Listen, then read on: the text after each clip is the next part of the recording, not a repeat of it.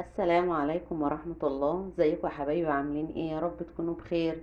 ان شاء الله هعمل معاكم النهاردة ورق العنب الفريش بطريقة جميلة جدا وسهلة، وهقول لكم على كل التكات والاسرار اللي في ورق العنب، من اول الصلصة تجهيزها لحد طريقة السلق وطريقة اللف وطريقة التسوية.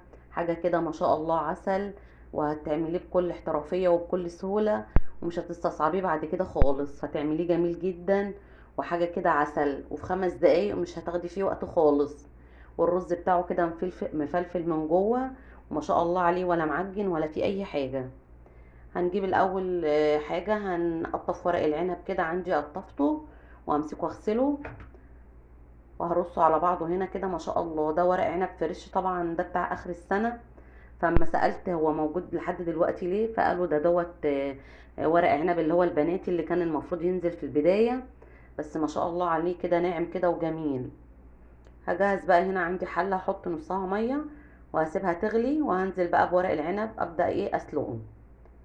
لو عندي العنب يا حبايبي متخزن في الفريزر، بحط معلقة زيت، وبحط معلقة ملح ابيض. لكن هو طالما فريش مش بحط زيت ولا بحط حاجة. هو ما شاء الله يعني مش بيبقى محتاج. وبنزل عندي هنا بالكمية وبغطسها في المية، واول ما لونه بيبدأ يتغير بقلبه على الناحية التانية.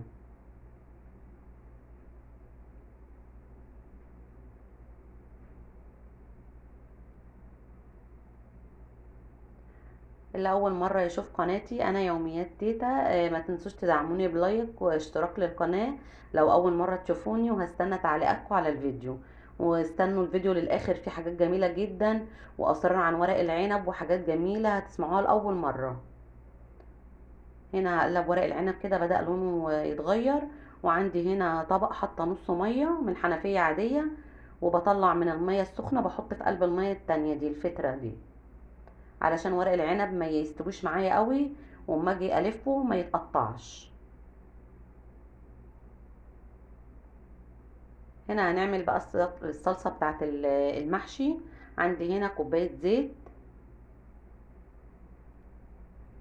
هنزل عليهم هنا 3 بصلات مفرومين، يكونوا وسط ولا خشنين قوي ولا ناعم قوي، ومعاهم قرن شطة خضرة كده مفروم معاهم في الكبة.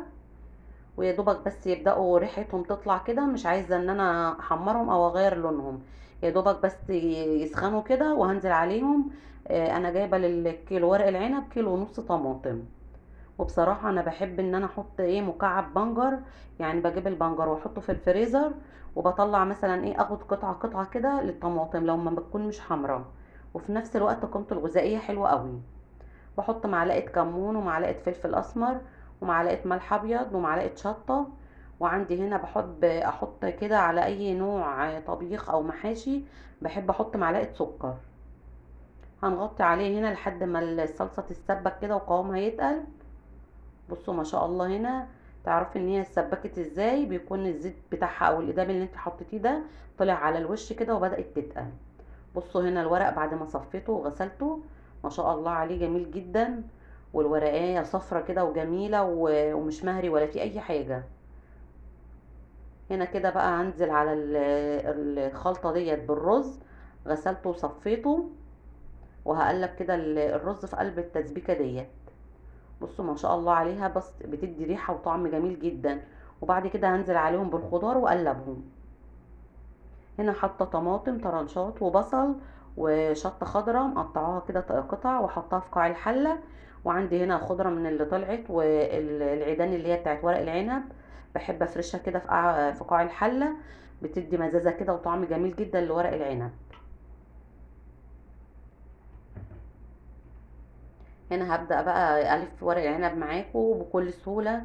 هنا الورقة بحشيها على الناحية الخشنة، يعني الناعمة دي بتبقى برا. بعمل من الجنب كده أتني قطعة، ومن الناحية التانية واضغط عليها من فوق والفها بكل سهولة، مش بتاخد معاكي وقت خالص. وبيبقى الصابع كده ما شاء الله مسك نفسه ومش مفكك ولا حاجة. بصوا هاتني كده من الجنب ده ومن الجنب ده، واقفل على الورقة من فوق واضغط عليها، وانزل بيها رول كده الفها. بتبقى سهلة جدا وما فيهاش اي حاجة. واول ما تتعودي على اللفة ايدك هتاخد عليها ومش هتبقى صعبة جدا. بصوا ما شاء الله، يعني ايه جميلة جدا وسهلة، ما فيهاش اي حاجة.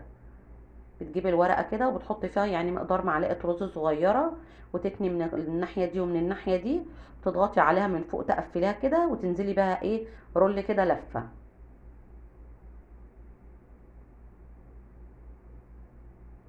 برضو يا جماعة هنا بنحب ان احنا، بصوا الناحية الناعمة دي بتبقى بره، واللي فيها الخيوط دي او العروق دي، دي بتبقى لجوه عشان الورقية تطلع ناعمة معاكي.